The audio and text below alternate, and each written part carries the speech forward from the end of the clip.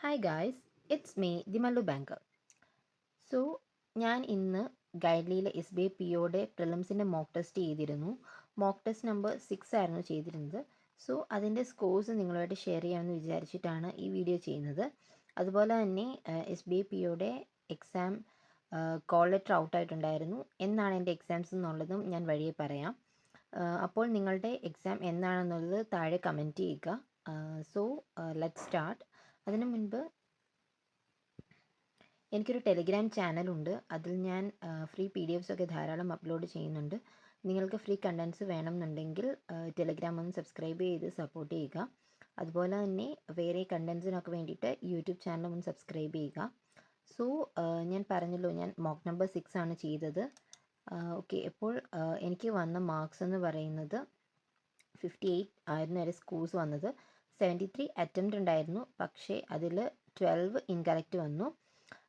Then അതിൽ 23 skip ചെയ്തു, 4 കണ്ടില്ല. ഓക്കെ, ആക്യുറസി വന്നിട്ട് 84 ഉണ്ടായിരുന്നു. ആൻഡ് ഇതൊരു കുറച്ചൊരു എന്താണ് നമ്മളുടെ എക്സാം പാറ്റേണുമായിട്ട് ചേർന്ന് നിൽക്കുന്ന ടൈപ്പ് ഒരു മോക്കായിരുന്നു. സാധാരണ ബാക്കിയുള്ള PO പ്രിലിംസിൽ ഞാൻ എക്സാംസൊക്കെ ചെയ്തപ്പോൾ എനിക്ക് ഗൈഡ്ലിയിലാണെങ്കിലും ഭയങ്കര ടഫായിട്ടാണ് തോന്നിയത്. ബട്ട് ഇത് കുറച്ചുകൂടി ഡ്യൂവബിൾ ആയിട്ടുള്ള ക്വസ്റ്റ്യൻസ് ആയിരുന്നു ഇതിലുണ്ടായിരുന്നത്. ആൻഡ് ഞാൻ ഇംഗ്ലീഷിൽ 38 അറ്റംപ്റ്റ് ചെയ്തു. എനിക്ക് 34 മാർക്സാണ് കിട്ടിയത്. 4 ഇൻകറക്റ്റ് വന്നു. ആക്യുറസി എന്ന് പറയുന്നത് 89% ആയിരുന്നു. നമുക്ക് ഡീറ്റെയിൽ ആയിട്ടുള്ള അനാലിസിസ് നോക്കാം. സോ എനിക്ക് വന്നിട്ട് പേഴ്സൻറ്റൈൽ എന്ന് പറയുന്നത് 93 ആയിരുന്നു ഉണ്ടായിരുന്നത്. അതിൽ ഇംഗ്ലീഷിലും ക്വാൻസിലും 96ഉം 93ഉം ആയിട്ടാണ് പേഴ്സൻറ്റൈൽ ഉണ്ടായിരുന്നത്. ദെൻ ആക്യുറസി 84% ആയിരുന്നു. ഇംഗ്ലീഷിൽ 34 ആണ് കറക്റ്റ് ആയത്. 38 അറ്റംപ്റ്റ് ചെയ്തു. അത്യാവശ്യം നല്ല ക്വസ്റ്റ്യൻസ് ആയിരുന്നു, ചെയ്യാൻ പറ്റുന്ന ടൈപ്പ് ക്വസ്റ്റ്യൻസ് ആയിരുന്നു. ഈ ടൈം നോക്കണ്ട, 11 മിനിറ്റ്സ് എന്ന് പറയുന്നത് ഞാൻ ഒന്ന് ചെയ്തിട്ട് പിന്നെ പോസ് ചെയ്തായിരുന്നു. എനിക്ക് ഒന്ന് കുഞ്ഞ് വിളിച്ചപ്പോഴേക്കും ഒന്ന് പോസ് ചെയ്തിട്ട് പോയപ്പോഴേക്കും പിന്നെ വന്നപ്പോൾ ഞാൻ ചെയ്തത് ഫുള്ള് പോയിരുന്നു. സോ അതുകൊണ്ട് എനിക്ക് ആദ്യം മുതൽ ഒന്നുകൂടെ ചെയ്യേണ്ടി വന്നിരുന്നു. അപ്പോൾ ആ മുമ്പ് ചെയ്ത് തന്നെ വന്ന ക്വസ്റ്റ്യൻസ് ആയിരുന്നുകൊണ്ട് പെട്ടെന്ന് ഞാൻ ചെയ്ത് വിട്ടിരുന്നു. ഓക്കെ, അതാണ് ആ ടൈം കാണിക്കുന്നത്. ദെൻ ക്വാൻസിൽ 16 ക്വസ്റ്റ്യൻസ് ആണ് ചെയ്തത്. അതിൽ ഒരെണ്ണം ഇൻകറക്റ്റ് വന്നു. 93% വന്നിട്ടുണ്ട്. ദെൻ റീസണിങ്ങിലാണ് എനിക്ക് നല്ല നെഗറ്റീവ്സ് വന്നിട്ടുണ്ടായിരുന്നത്. 12 എണ്ണം ചെയ്തു, അതിൽ 7 എണ്ണം ഇൻകറക്റ്റ് ആയിപ്പോയി. അതും വളരെ എന്താണ് ക്വസ്റ്റ്യൻ വായിച്ചപ്പോൾ ഉണ്ടായ തെറ്റുകൾ കൊണ്ടുള്ള തെറ്റുകളാണ് എനിക്ക് വന്നത്. ഓക്കെ, SBI PO എന്ന് പറയുമ്പോൾ സിമ്പിൾ ലെവൽ റീസണിങ് അല്ലായിരിക്കും വരുന്നത്. കുറച്ച് പസിൽസൊക്കെയും നല്ല ലെവൽ ഓഫ് ക്വസ്റ്റ്യൻസ് തന്നെയാണ് വരുന്നത്. അത് മുൻകൂട്ടി കണ്ട് വേണമായിരുന്നു, ബട്ട് എന്നാലും കുറച്ച് സ്റ്റക്കായിപ്പോയി. And I am happy with English. എനിക്ക് 4 എണ്ണമേ റോങ് വന്നിട്ടുള്ളൂ. ആ റോങ് വന്നതിലും ഈ ഒരു ക്വസ്റ്റ്യൻ വന്നു.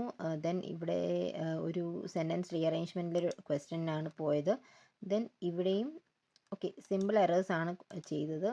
4 അങ്ങനെയാണ് എനിക്ക് മാർക്സ് പോയിരുന്നത്. ഓക്കെ, 2 എണ്ണം ചെയ്തില്ലായിരുന്നു. ഓക്കെ, അപ്പോൾ ഞാൻ ഇംഗ്ലീഷിന് ഉപയോഗിക്കുന്ന സ്ട്രാറ്റജി എന്താണെന്ന് വെച്ചാൽ ക്വസ്റ്റ്യൻ നന്നായിട്ട് വായിച്ച് മനസ്സിലാക്കും. ഓക്കെ, ഇതിൽ 2 RCs ഉണ്ടായിരുന്നു. ഞാൻ ആദ്യം തന്നെ RCs ഒക്കെ സ്കിപ്പ് ചെയ്തിട്ട് ആദ്യമേ ഇതുപോലുള്ള കുഞ്ഞു കുഞ്ഞു ക്വസ്റ്റ്യൻസ് ആണ് ചെയ്തത്.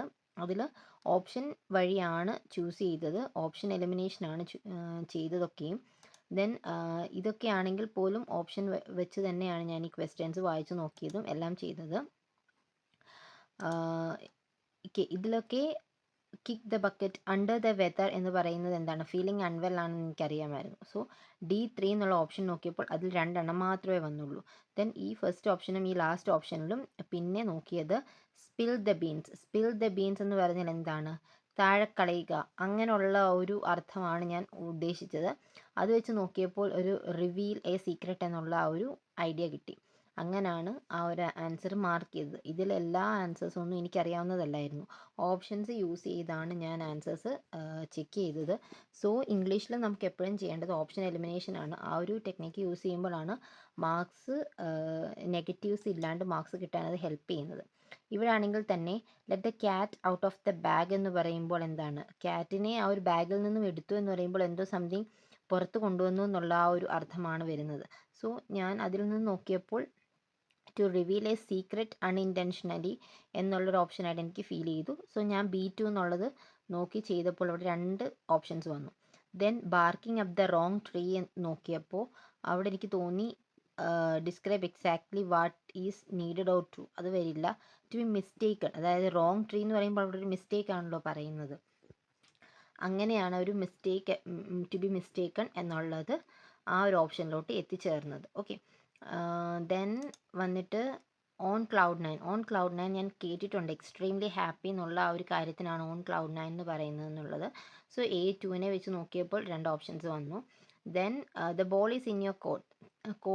നമ്മുടെ കോർട്ടിലാണ് പന്ത് എന്ന് നമ്മൾ പറയുമല്ലോ, സാധാ ഒരു പഴമൊഴി പോലെ പറയുന്ന ആ ഒരു കാര്യം, അത് നോക്കിയപ്പോൾ then to make a decision or take action, ഇപ്പോൾ നമ്മളാണ് ആക്ഷൻ എടുക്കേണ്ടത് എന്നുള്ള ആ ഒരു ലെവലിൽ ചിന്തിച്ചു. ദെൻ അങ്ങനെയാണ് കിട്ടിയത്. ഓക്കെ, സോ ഇങ്ങനെ ഇത് കൂടുതൽ നമുക്ക് വരുന്ന ഒന്നെങ്കിൽ റീഡിങ് ചെയ്യുമ്പോൾ, അങ്ങനെയൊക്കെ ചെയ്യുമ്പോഴാണ് ഇങ്ങനെയുള്ള കാര്യങ്ങളുമായിട്ട് യൂസ്ഡ് ആയിട്ട് നമുക്ക് ഇഡിയംസൊക്കെയും, എല്ലാ ഇഡിയംസ് ഒന്നും പഠിക്കാൻ പറ്റില്ല.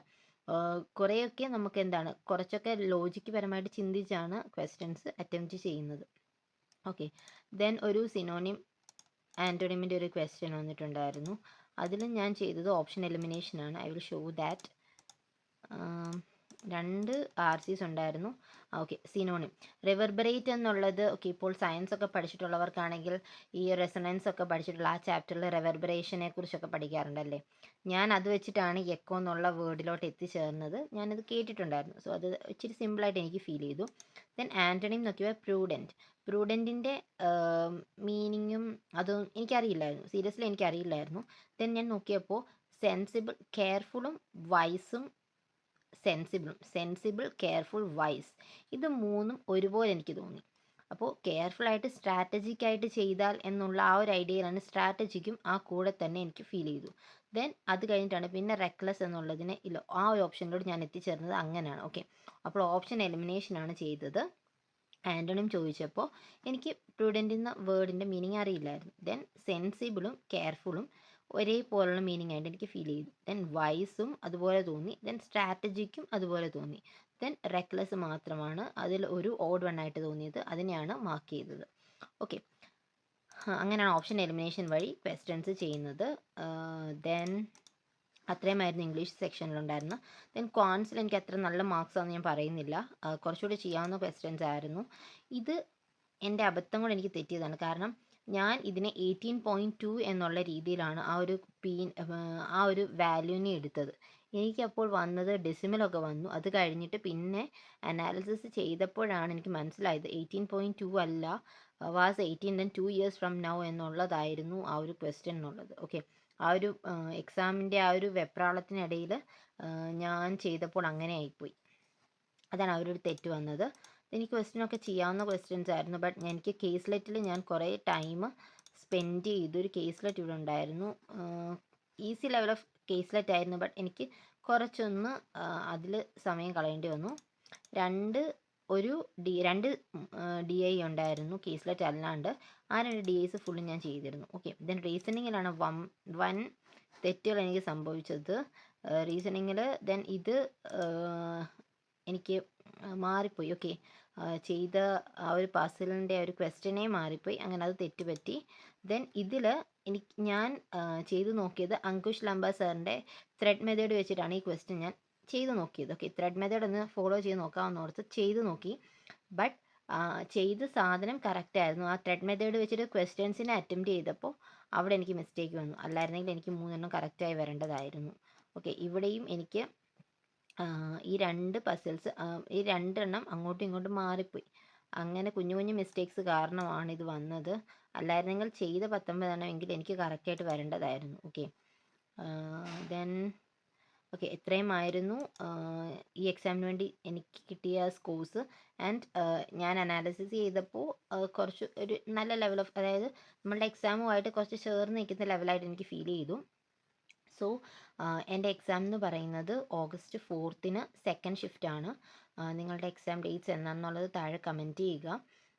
ദെൻ എക്സാമിന് വേണ്ടിയിട്ട് കൂടുതൽ ടിപ്സുമായിട്ട് ഞാൻ ഇനിയും ഞാൻ ഓക്കെ, കുറച്ച് ദിവസം മാത്രമേ ഉള്ളൂ, അതിനുള്ള ടിപ്സ് ഞാൻ പറയുന്നതായിരിക്കും, എങ്ങനെ വേണം എക്സാമിനെ അറ്റംപ്റ്റ് ചെയ്യാൻ എന്നുള്ളതൊക്കെ. അപ്പോൾ ഇത്രയുമായിരുന്നു എനിക്ക് പറയാനുള്ളത്. സോ എന്തെങ്കിലും ഡൗട്ട്സ് ഉണ്ടെങ്കിൽ താഴെ കമൻറ്റ് ചെയ്യുക. Thank you for watching. By.